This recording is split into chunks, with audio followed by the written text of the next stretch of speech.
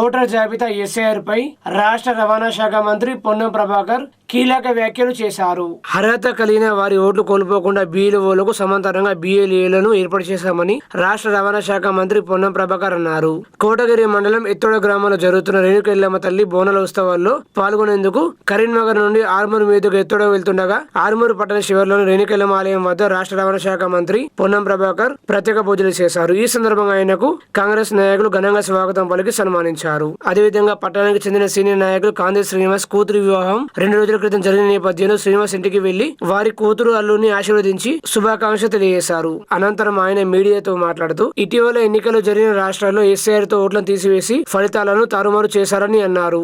ఈ రాష్ట్రంలో కూడా అర్హులైన ఓటర్లను తొలగించి బీజేపీ గద్దెనెక్కే ప్రయత్నం చేస్తుందని విమర్శించారు. 2002లో కూడా ఎస్ఐఆర్ ప్రజాస్వామికబద్ధంగా హాజరైన ఓటర్లు మిస్ కావద్దని చేపట్టామని, కానీ ఇప్పుడు ఎన్నికల కమిషన్ బీజేపీ తొత్తుగా మారిందని, దీంతో అప్రమత్తంగా ఉండాలని సూచించారు. BLOలు ఇచ్చే ఫారాలను కాంగ్రెస్ నాయకులు పూర్తి చేసి ఓట్లు పోకుండా పనిచేయాలన్నారు. బీజేపీ జాతీయ నాయకులు రాష్ట్రానికి వచ్చినప్పుడు ఏ దిక్కు లేక కాంగ్రెస్ పార్టీని విమర్శిస్తున్నారని అన్నారు. తెలంగాణకు వచ్చిన బీజేపీ జాతీయ నాయకులు తెలంగాణకు ఏం తీసుకొచ్చారో చెప్పాలని ఆయన అన్నారు.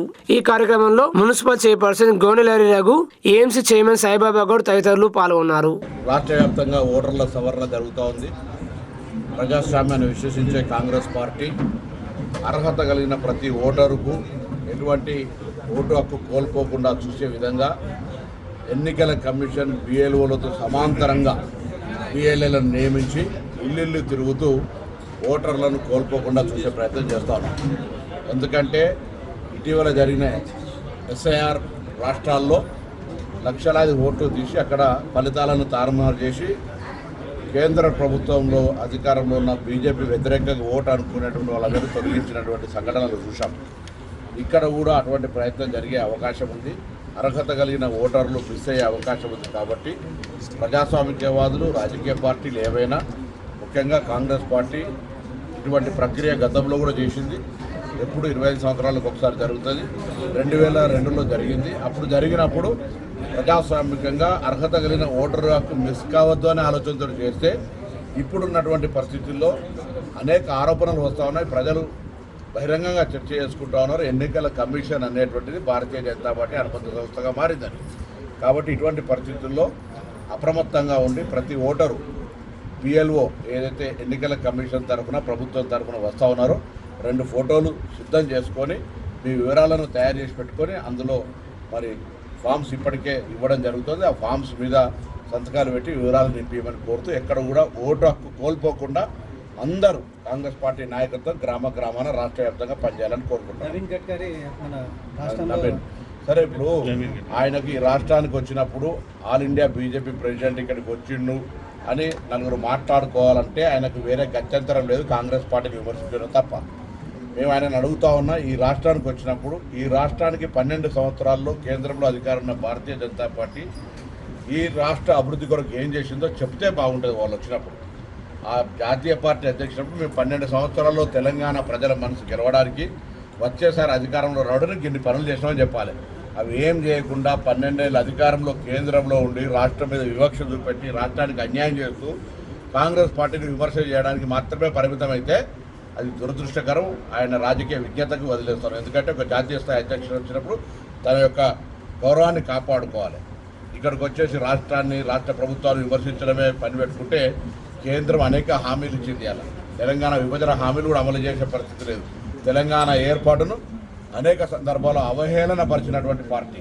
తెలంగాణలో భూస్థాపితమై తెలంగాణలో స్థానిక సంస్థల్లో కార్పొరేటర్లు ఎంతమంది గెలిచిరో లెక్కేసుకోమన్నా ఆల్ ఇండియా ప్రెసిడెంట్ను, సర్పంచ్లు ఎంత గెలిచిరో లెక్కేసుకో. 8 మంది ఎంపీలు కూడా టీఆర్ఎస్ తోటి కుమ్ముక్కైనా కాబట్టి 8 మంది ఎంపీలు గెలిచారు. టీఆర్ఎస్ నీ కొరకు త్యాగం చేసి రాజకీయ ఆట లోపల వాళ్ళు మీకు సరెండర్ అయిన కాబట్టి 8 మంది ఎంపీలు గెలిచినారు. కాబట్టి మీరు అదేదో పెద్ద ఇక్కడ తెలంగాణలో మేము ఇది కొడుస్తాం అది కొడుస్తాం అంటే ఇక్కడ ఏం అటువంటి గ్రౌండ్ లేదు. ఇక్కడ ఎవరు మేము వదిలిపెట్టి మీకు రా బాబు అని స్వాగతం చెప్పడానికి సిద్ధంగా లేవు.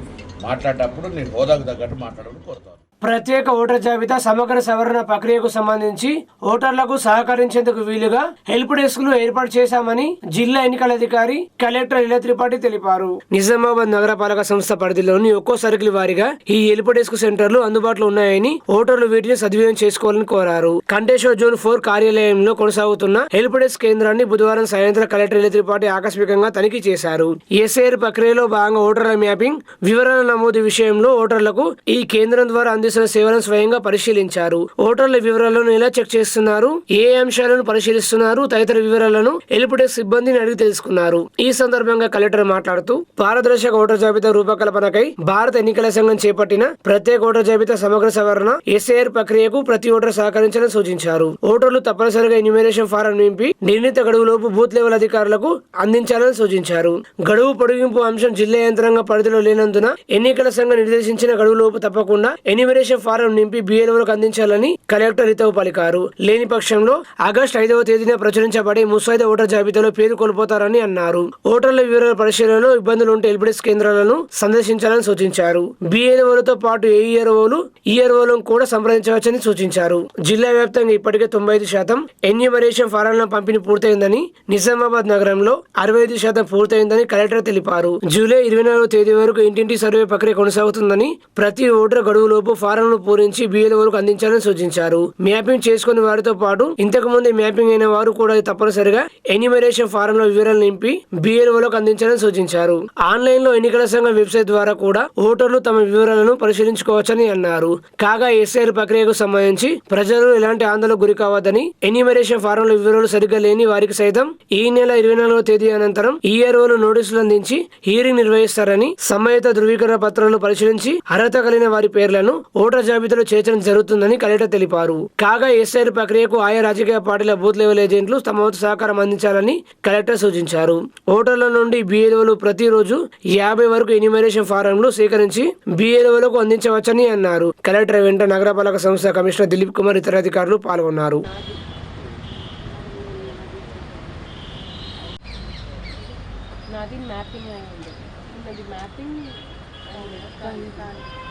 రోజుని మ్యాపింగ్ కూడా కాదు. ఏంటి డిఎల్ఓగా చేశారా? వాళ్ళు మ్యాపింగ్ చేసుకుంటే పోలీస్ స్టేషన్ వివరాలతో. అందరికీ నమస్కారం. ఈరోజు నేను జిల్లా ఎన్నికల అధికారిగా మన electoral registration officer Nizamabad urban నియోజకవర్గం కమిషనర్ నిజామాబాద్ గారితో పాటు ఈరోజు సర్కిల్ 4 విజిట్ చేయడం జరిగింది. ఇక్కడ జరుగుతున్న మన ప్రత్యేక ఓటర్ జాబితా సవరణ కార్యక్రమంలో ఇక్కడ ప్రత్యేకంగా నిజామాబాద్ అర్బన్ నియోజకవర్గం సంబంధించిన ఎస్ఐఆర్ హెల్ప్ డెస్క్స్ ఏర్పాటు చేయడం జరిగింది. అదేవిధంగా మేము లాస్ట్ వీక్ గత 26 నాడు నుండి స్టార్ట్ అయిన ఎన్యూమరేషన్ ఫామ్స్ డిస్ట్రిబ్యూషన్ ప్రక్రియలో ఇప్పటి వరకు నిజామాబాద్ అర్బన్లో దాదాపు ఒక 65% వరకు మన ఫామ్స్ కూడా పంచుకోవడం జరిగింది. నేను ప్రజలతో అందరు ఓటర్లతో నేను కోరేది ఏంటంటే, ఫస్ట్ ఆఫ్ ఆల్ ఇది మనకి జస్ట్ ఒక ప్రత్యేక ప్రక్రియ కాబట్టి దీనికి ఒక ఫిక్స్డ్ గడుపు ఉంటుంది. దాన్ని ఇంకా పెంచడానికి అవి అన్ని అధికారాలు మా దగ్గర ఉండవు. సో దయచేసి దీన్ని అందరు వినియోగించాలి అని కోరుకుంటున్నాను. మీకు క్షేత్రస్థాయిలో తిరుగుతున్న బిఎల్ఓస్ నంబర్స్ కూడా అందుబాటులో పెట్టాము. మీ ఏఈఆర్ఓస్ నంబర్ మీకు తెలిసి ఉంటాయి, మీ ఈఆర్ఓస్ నంబర్స్ మీ దగ్గర ఉంటాయి. సో దయచేసి వాళ్ళని సంప్రదించండి. ఇప్పుడు మన నిజామాబాద్ జిల్లాలో దాదాపు ఒక 95% వరకు ఎన్యూమరేషన్ ఫామ్స్ పంచుకోవడం జరిగింది. ఎవరికైతే ఎన్యూమరేషన్ ఫామ్ ఇప్పటి వరకు దక్కలే వాళ్ళు దయచేసి వాళ్ళ బిఎల్ఓని సంప్రదించాలి. కానీ ఈ ప్రక్రియ మేము 24 జూలై వరకు మేము నడిపిస్తాము. దీంట్లో అందరు గమనించాల్సిన అంశం ఏంటంటే, ఇంతకుముందు జరిగిన మ్యాపింగ్లో వాళ్ళు మ్యాప్ అయినా కాకపోయినా వాళ్ళు ఎన్యూమరేషన్ ఫామ్స్ వారికి తెలిసిన వివరాలతో నింపి మాకు 24 జూలై లోపల తప్పకుండా ఇవ్వాలి. ఒకవేళ ఒక మ్యాపింగ్ అయిన ఓటర్ కూడా వాళ్ళ ఈ ఎన్యూమరేషన్ ఫామ్స్ తిరిగి మాకు ఇవ్వకపోతే వాళ్ళ పేరు మనకి ముసాయిదా 5 ఆగస్టు నాడు విడుదల ప్రకటన ముసాయిదా ఎలక్టోరల్ జాబితాలో వాళ్ళు పేరు రాదు. మళ్ళీ చెప్తున్నాను, మ్యాపింగ్ అయిన ఓటర్స్ కూడా వాళ్ళ ఎన్యూమరేషన్ ఫామ్స్ని సరైన సమయం లోపల ఇవ్వకపోతే వారి పేరు ఎలక్టోరల్ డ్రాఫ్ట్లో రాదు. అదేవిధంగా మనకి ఈ సమయంలో ఒకవేళ కొన్ని వివరాలు మీకు ఐడియా లేకపోతే, ఒకవేళ మీకు ఎలాంటివి సందేహాలు అపోహాలు ఉంటే దయచేసి ఇలాంటివి ఓటర్ ఫెసిలిటేషన్ సెంటర్ మేము ప్రతి ఒక్క సర్కిల్లో ఏర్పాటు చేసి ఉన్నాము. దయచేసి అక్కడ ఉన్న మున్సిపల్ సిబ్బందిని, మున్సిపల్ ఆఫీసర్స్ని సంప్రదించండి.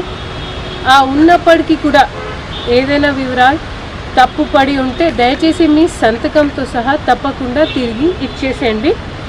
మేము మళ్ళీ 24 జూలై డెడ్ లైన్ అయిపోయిన తర్వాత మళ్ళీ మేము అందరితో హియరింగ్ కోసం కూడా అంటే ఇంకొక అవకాశం కల్పిస్తాము. సో ఎవరు కూడా దీంట్లో కంగారు పడాల్సిన అవసరం లేదు. నా థర్డ్ సినారియో, మీకు ఎలాంటివి అంటే అందులో ఉన్న ఫీల్డ్స్, అందులో ఉన్న సూచనలు, వివరాలు మీకు అస్సలు తెలియదు అంటే దయచేసి ఇలాంటివి బూత్స్కి రండి. మీ బిఎల్ఓస్ ద్వారా ఇందులో ఈసీఐ నెట్ అనే యాప్ ఉంది, సిఓ తెలంగాణ గారి ప్రత్యేక వెబ్సైట్ ఉంది. దయచేసి అక్కడ మీ మీ మీ పేరెంట్స్ వివరాలు కానివ్వండి, గతంలో ఒకవేళ మీకు ఓటు హక్కు ఉంటే, మీకు ఓటర్ ఐడి కార్డు ఉంటే ఆ డీటెయిల్స్ కూడా మీరు అందులో నింపి మీ వివరాలు తీసుకోవచ్చు. ఇవి అన్నీ కూడా ఏదైనా కష్టంగా ఉంటే దయచేసి ఇలాంటివి సెంటర్స్కి రండి. మేము మీ ఎన్యూమరేషన్ ఫామ్స్ నింపుకోవడానికి తప్పకుండా మీకు హెల్ప్ చేస్తాము. ఎన్యూమరేషన్ ఫామ్స్ కూడా మేము మీకు 2 కాపీలు ఇస్తాము. సో దయచేసి తిరిగి ఇచ్చేటప్పుడు ఒక కాపీ మీ దగ్గర ఉండాలి, ఒక కాపీ మా బిఏలో మళ్ళీ దాన్ని డిజిటైజ్ అంటే ఆన్లైన్ వెబ్సైట్లో అప్లోడ్ చేస్తారు. తర్వాత కొంతమంది ఇప్పుడు మన డిస్ట్రిబ్యూషన్ ప్రక్రియ అయిపోయిన తర్వాత మనకి మోస్ట్ ఇంపార్టెంట్ ప్రక్రియ వచ్చేసి తిరిగి తీసుకోవడం. సో తిరిగి ఇవ్వడానికి మీరు ఇలాంటివి సెంటర్స్కి రావచ్చు. లేదా బెస్ట్ ఏంటంటే, ఎందుకంటే మనకి పెద్ద విస్తీర్ణం కాబట్టి దయచేసి మీ బిఎల్ఓస్ని మళ్ళీ సంప్రదించండి. మీ ఎన్యూమరేషన్ ఫామ్లో పైన మీ బిఎల్ఓ గారి పేరు ఉంటుంది, వారి ఫోన్ నంబర్ ఉంటాయి. సో మీరు అన్ని వివరాలు నింపేశారనేది వాళ్ళని తిరిగి ఫోన్ చేసి పిలిపించండి. వాళ్ళు అప్పుడు వెంటనే దాన్ని అప్రూవ్ చేసి అంటే ఒకసారి చూసుకొని డిజిటైజ్ చేస్తారు. ఒక ఫామ్ కాపీ మీకు ఇస్తారు, ఒకటి వాళ్ళ దగ్గర జాగ్రత్తగా భద్రపరచడం చేస్తారు. ఇందులో మేము బిఎల్ఏస్తో కూడా రాజకీయ పార్టీ ద్వారా నియమించిన బిఎల్ఏస్కి కూడా మేము కోరేది ఏంటంటే, దయచేసి అక్కడ ప్రత్యేకంగా పట్టణం ప్రాంతంలో ఎక్కడైతే అంటే ఆ ఓటర్ని గుర్తించడానికి లేదా వాళ్ళ ఇల్లుని గుర్తించడానికి ఏదైనా మా బిఎల్ఓకి సందేహాలు ఉంటే, ఏదైనా కష్టాలు ఉంటే దయచేసి దాంట్లో హెల్ప్ చేయండి. మన ఇది డిస్ట్రిబ్యూషన్ ప్రక్రియ అయిపోయిన తర్వాత ఒక బిఎల్ఓ ఒక రోజులో ఒక 50 ఫామ్స్ వరకు కలెక్ట్ చేసి కూడా బిఎల్ఓకి ఇచ్చే వారికి అధికారం ఉంది. మళ్ళీ ఆ బిఎల్ఓ దాన్ని విచారణ చేసుకొని అంటే కరెక్ట్గా నింపారా లేదా అనేది, నిజంగా అది ఆ బిఎల్ఓ పరిధిలో వస్తుందా లేదా అనేది వాళ్ళు కూడా చెక్ చేసుకొని డిజిటైజ్ చేసుకొని మళ్ళీ ఆ ఓటర్కి ఒక కాపీ ఇస్తారు.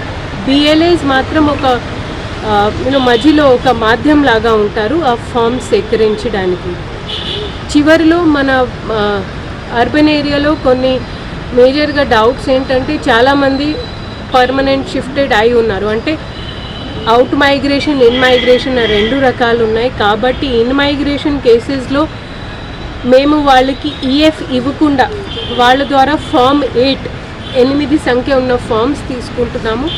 అందులో వాళ్ళ నుంచి ధృవీకరణ తీసుకుంటాము. ఇలాంటివి ఓటర్స్కి మేము ఎలాంటివి ఈఎఫ్ ఇవ్వము. కానీ దానివల్ల ఎవరు కూడా కంగారు పడాల్సిన అవసరం లేదు. నేను ఉదాహరణగా నా అమ్మగారు ఉన్నారు. నా అమ్మగారిది ఉత్తరప్రదేశ్లో ఓటు ఉండే. ఇప్పుడు ఎస్ఐఆర్ ప్రక్రియ జరుగుతున్నప్పుడు అమ్మగారిది ఇక్కడ మ్యాపింగ్ చేపిస్తున్నాము.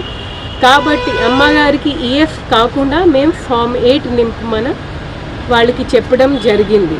సో ఫామ్ 8 అంటే మనం నిరంతరంగా ఏదైతే షిఫ్టింగ్లో జరుగుతున్న ప్రక్రియ ఉంటుందో అది జరుగుతుంది.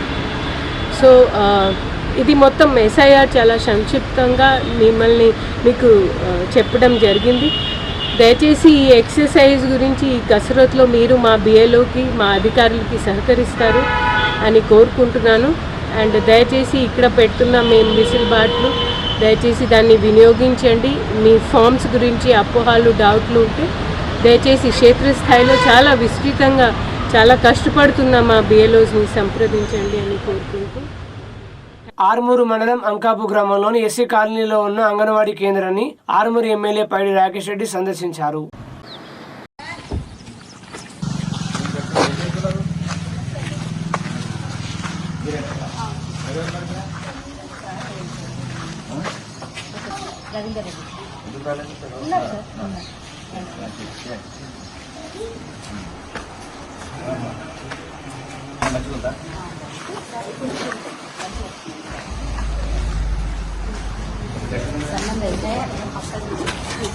పిల్లలు కదా అదే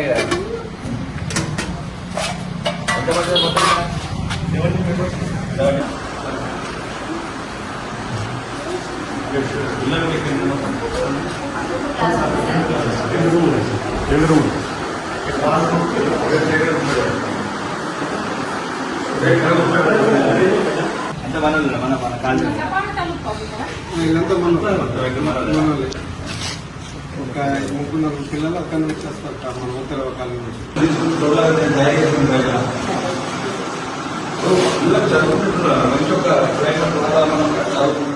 Armoor municipal chairperson Gonelari Raghu, commissioner Srihari రాజుల ఆదేశాల మేరకు పట్టణంలోని ఫాస్ట్ ఫుడ్ సెంటర్లలో మున్సిపల్ శాఖ అధికారులు నేడు తనిఖీలు నిర్వహించారు. ఆర్మూరు పట్టణంలోని ఫాస్ట్ ఫుడ్ సెంటర్ హోటళ్లపై municipal chairperson Gonelari Raghu, municipal commissioner Srihari రాజుల ఆదేశాల మేరకు మున్సిపల్ శాఖ అధికారులు మెరుపు దాడులు నిర్వహించారు. పలు ఫాస్ట్ ఫుడ్ సెంటర్లు నిర్వహించిన కుళ్ళిపోయిన గుడ్లు, కుళ్ళిన chicken, veg manchuria, chicken manchuria అధికారుల తనిఖీలో బయటపడ్డాయి. అవుట్ డేటెడ్ స్లాట్లను అధికారులు గుర్తించారు. ఆహారాన్ని నిల్వ ఉంచి మరుసటి రోజు విక్రయిస్తున్నట్లు అధికారులు గుర్తించారు. ప్రతి వారంలో తనిఖీ నిర్వహిస్తామన్నారు. నిబంధనలు పాటించిన హోటల్, ఫాస్ట్ ఫుడ్ సెంటర్లకు 5,000 చొప్పున జరిమానా విధిస్తున్నామని మున్సిపల్ శానిటరీ సూపర్వైజర్ నరేందర్ తెలిపారు. రానున్న రోజుల్లో తనిఖీల్లో కల్తీ పదార్థాలు నిల్వ ఉంచిన ఆహార పదార్థాలు బయటపడితే తప్పనిసరిగా సీజ్ చేస్తామని అధికారులు హెచ్చరిస్తున్నారు. ఈ కార్యక్రమంలో పర్యావరణ ఇంజనీర్ పూర్ణమౌళి, మున్సిపల్ శాఖ అధికారులు తదితరులు పాల్గొన్నారు.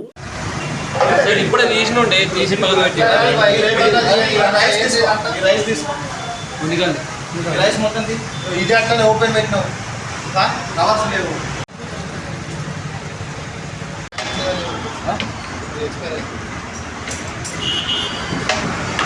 చికెన్ కానీ తర్వాత ఎగ్స్ కానీ ఇట్లాంటివి చూడడం జరిగింది.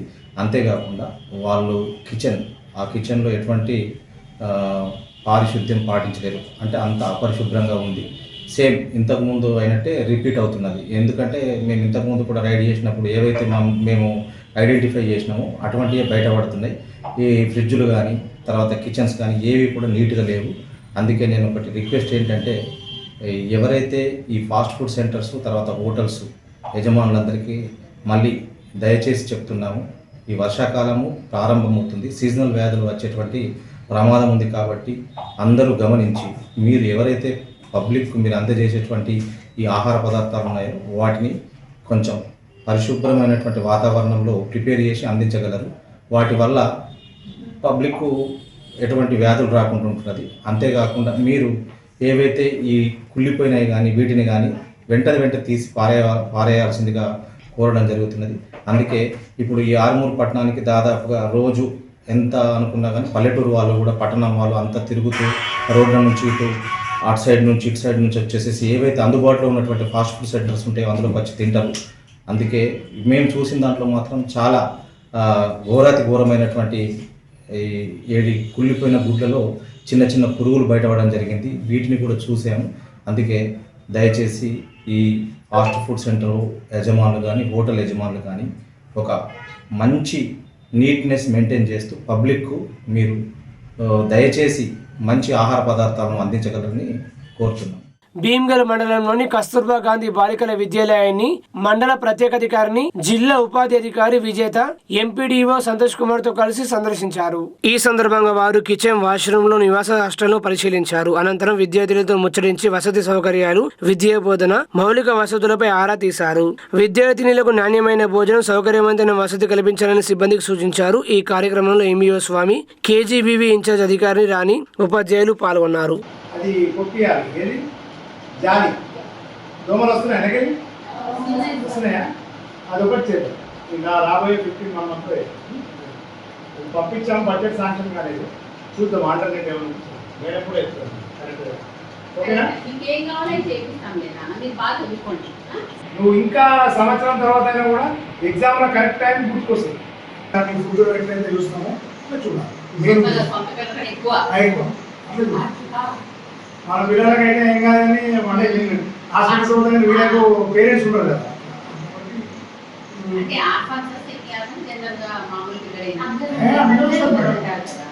అమ్మ అనుకున్నా కానీ గవర్నమెంట్ బాగా యూజ్ చేసుకుంటుంది మేడం. గవర్నమెంట్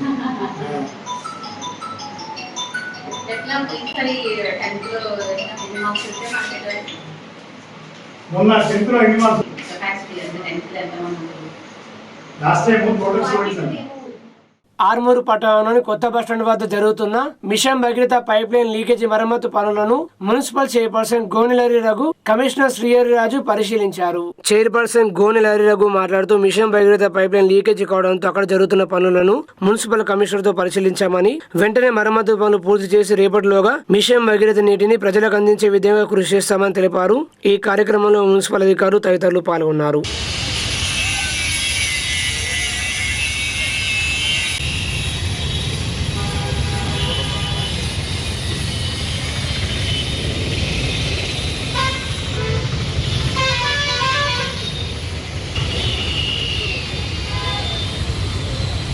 పట్టణంలోని కొత్త బస్టాండ్ వద్ద mission Bhagiratha pipe line leakage అవ్వడంతో మా మున్సిపల్ ఆధ్వర్యంలోని యుద్ధ ప్రాతిపదికన మరమ్మతు పనులు నిర్వహించడం జరిగింది.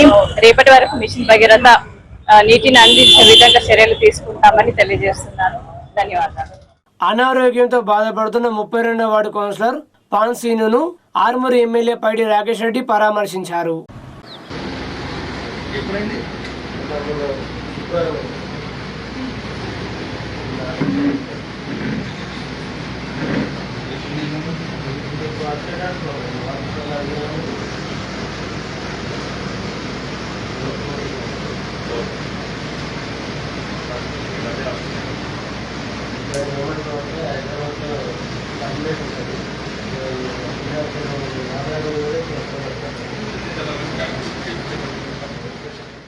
ఆర్మూరు ఎమ్మెల్యే పైడి రాకేష్ రెడ్డి మాక్లూరు మండలం మదనపల్లి గ్రామంలో నూతనంగా నిర్మించిన శ్రీ నీలకంఠేశ్వర స్వామి ఆలయాన్ని దర్శించుకొని ప్రత్యేక పూజలు చేశారు.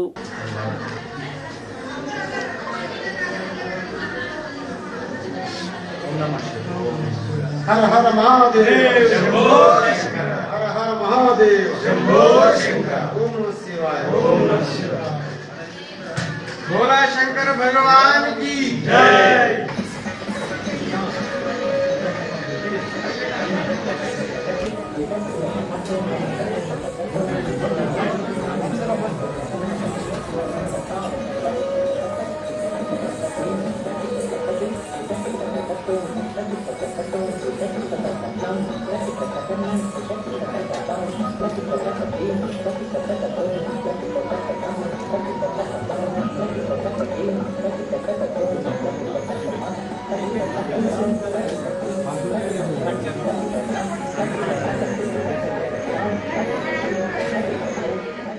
జాతీయ గ్రామీణ ఉపాధి హామీ చట్టాన్ని యథావిధిగా కొనసాగించాలని సిపిఎం పార్టీ ఆర్మూరు డివిజన్ కార్యదర్శి పల్లపు వెంకటేష్ డిమాండ్ చేశారు.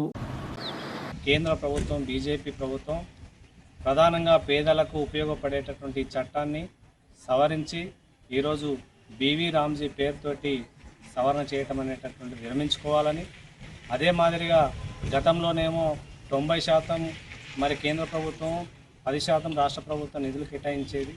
కానీ నేడు ఆనాడు 100 రోజులు పని కల్పిస్తామని గ్యారంటీ చట్టాన్ని ఈరోజు 125 రోజులు కల్పిస్తామని చెప్పేసి ఒకవైపు చెప్తూనే ఈరోజు కార్మికులకు ఉపాధి పని లేకుండా చేసే కుట్ర ఈరోజు నరేంద్ర మోడీ ప్రభుత్వం చేస్తూ ఉంది.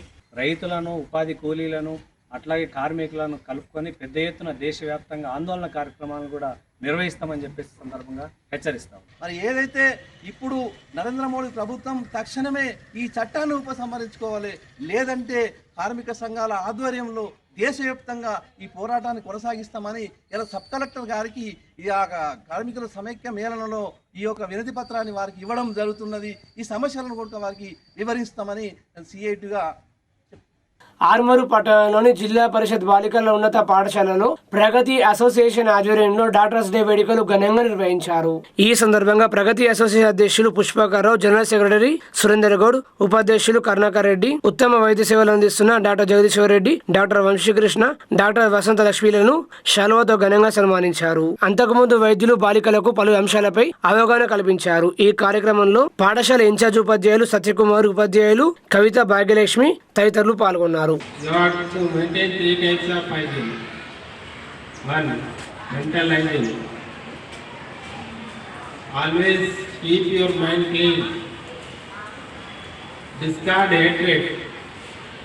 Love your fellow